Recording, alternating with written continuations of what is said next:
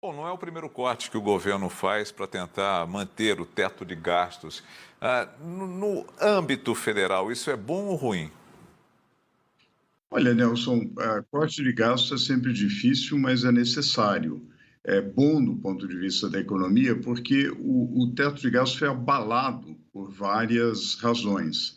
Primeiro, em 2020, naturalmente, com a pandemia, em 2021 também gastos associados à pandemia. Depois veio a PEC dos precatórios, houve um parcelamento de dívidas do governo, bem como uma gordura adicional que se conseguiu para gastar mais, mudando o critério do indexador para o teto de gastos. Mais recentemente, nós tivemos a PEC dos benefícios, com vários gastos que superam em muito aquilo que seria normalmente a regra do teto de gastos. Então, diante de tudo isso, é necessário que se estabeleça ou que se tente estabelecer alguma disciplina do ponto de vista de gasto. Infelizmente, Nelson, você sabe muito bem disso, a margem para o governo fazer isso com o atual orçamento é muito pequena. Quer dizer, vamos pensar 6, 7 bilhões, vamos ver exatamente o número que o governo vai divulgar, mas isso é muito pouco diante de um orçamento de quase 2 trilhões. Né? A despesa discricionária é muito pequena. Aquilo que o governo pode mexer é muito pequeno sem reformas mais profundas, como seria, por exemplo, uma reforma administrativa. Né? O ministro Paulo Guedes, assim como outros também, tentaram desmarcar o dinheiro, né? Que o dinheiro é carimbado, né? Você tem uma parte que vai para a educação, uma parte que vai para a segurança, uma parte que vai para a saúde. Isso seria uma boa saída, você desmarcar esse dinheiro, você trazer esse dinheiro num bolo só e distribuí-lo da forma que fosse mais necessário? Eu acho que sim, Nelson. Vamos pensar nas nossas economias pessoais, né? Nas nossas famílias.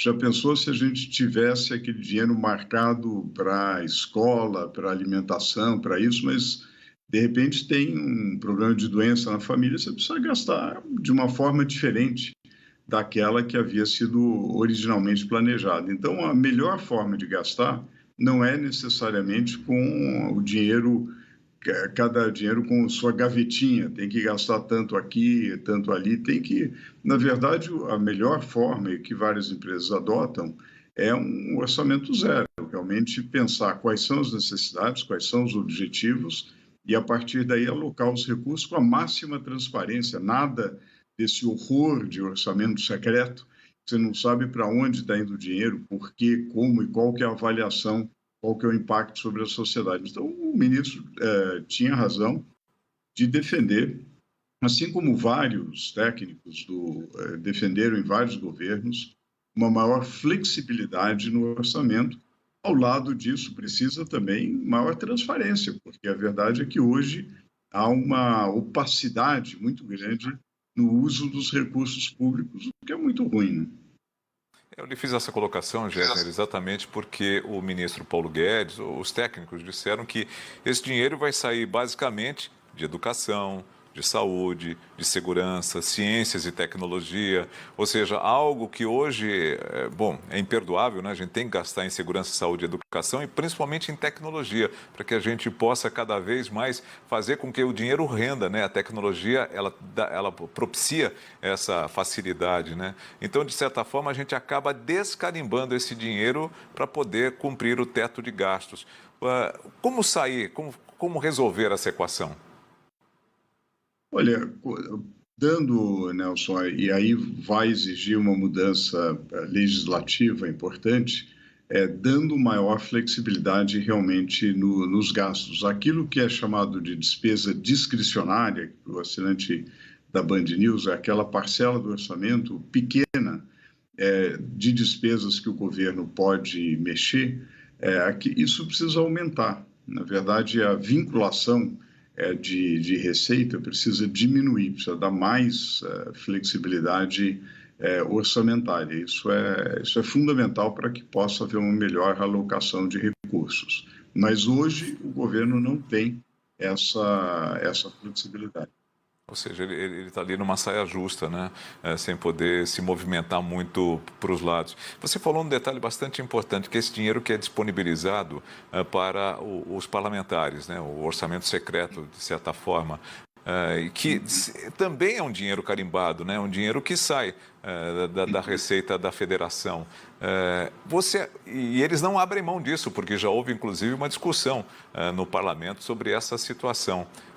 Todo esse dinheiro que está diluído e, obviamente, pode ser gasto por essas instituições, ele deveria passar por uma reforma administrativa primeiro?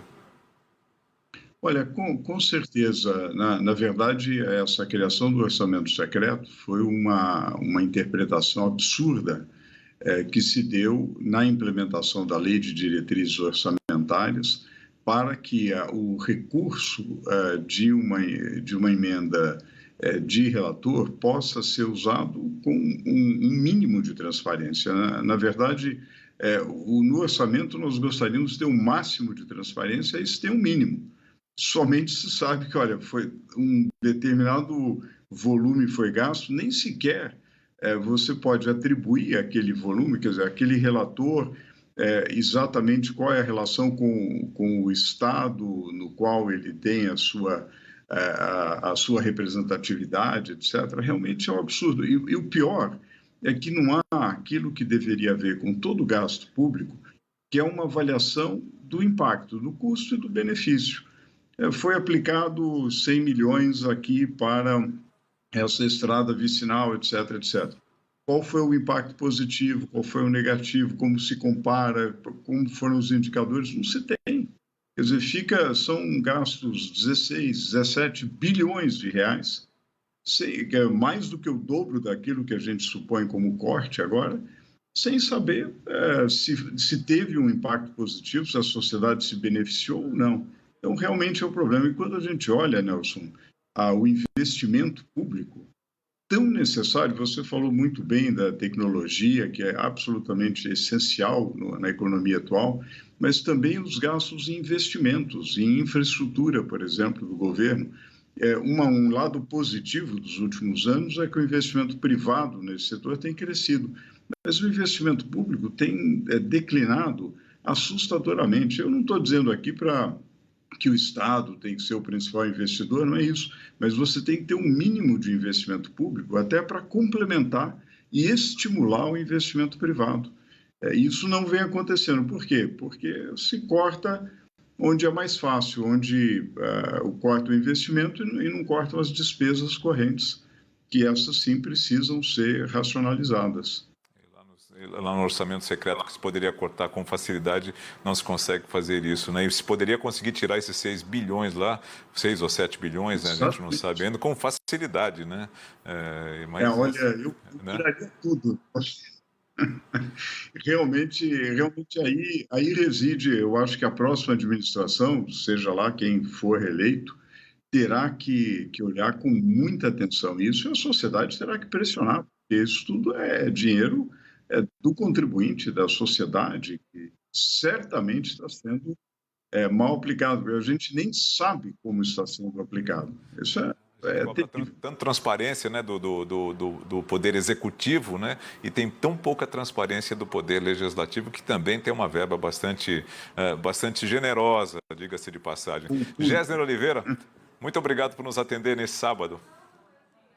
Sempre um prazer, Nelson. Um grande abraço, ótimo A você também. Bom final de semana. É sempre bom conversar com você.